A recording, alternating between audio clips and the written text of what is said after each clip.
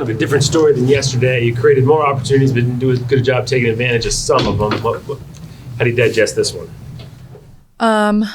I think, just us continuing to fight, even though it was a different outcome today and not what we wanted. I think as long as we have our fight there, everything is going to fall into place. And I think just our energy and attitudes towards it is the biggest thing coming out tomorrow. Ariel has mentioned that you guys are close and you're tired of being so close. This is another kind of one of those.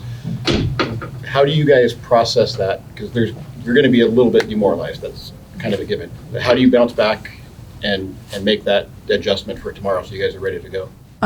Again, I think it's just making sure that our fight is always there.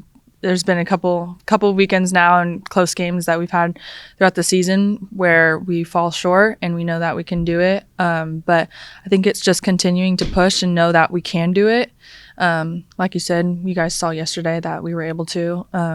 So I think it's just continuing to find that and just will ourselves to win. Coach got opportunities for a lot of your teammates today. What was it like to see a lot of players get into the mix, and what can that experience mean for maybe some of those kids who haven't played a ton up to this point? Yeah, I love when we have a lot of girls in because I just know that I believe in every one of them and I know the team does. So seeing them get in is just really refreshing too because it just gives a new look. And I think, like I said, all of us believe in each other. And I think for them, getting experiences in games like this just gives them confidence whether they get the result or not. Being in a game like this is tough and you gotta be strong, so I think it gives them good experience. Since you were able to see Farima last night and tonight, what were the adjustments that she had made that kind of kept you guys a little bit less on her than you were last night? I would say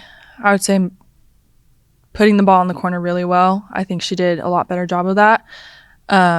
And I think mixing in her changeup, I didn't see any changeups yesterday, but I got some today. So I think just her continuing to paint the corners is kind of what we struggled with a little bit. But like I said, we'll be back tomorrow and we know what adjustments we have to make and things like that in order to get it done. And just a question, because every day is different. Every ump has a different zone. But you said getting those corners, was the zone a little bit perhaps larger than yesterday? I don't think necessarily we paid too much attention to that. I think we just kind of realized that she was painting the corners a little bit better. And I think we didn't really adjust off of that. I think that's just something we could do better tomorrow.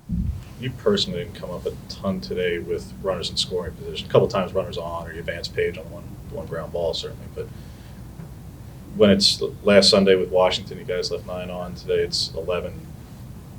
I realize it's not you specifically, Hannah, but do you feel like you guys are pressing a little bit in some of those spots? I think in some areas, yeah, we can.